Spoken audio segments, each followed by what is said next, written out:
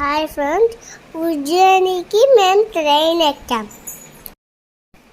Train start అయింది. Start చేసాం. Food order పెట్టుకున్నాం.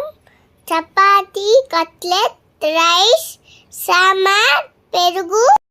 ఎంతమంది ఉజ్జయిని వెళ్ళాలో చెప్పండి. 1 o'clock భస్మహారతికి బయలుదేరాము. భస్మహారతికి వెయిట్ చేస్తూ ఉంటే నైట్ 4 o'clock స్టార్ట్ అయింది భస్మహారతి. ఆయనకి ఫస్ట్ పాలతో నీళ్ళతో అభిషేకం చేశారు. నీళ్ళతో తేనెతో స్నానం చేయించారు. శివుడికి ఎంత బాగా చేశారో చూడండి.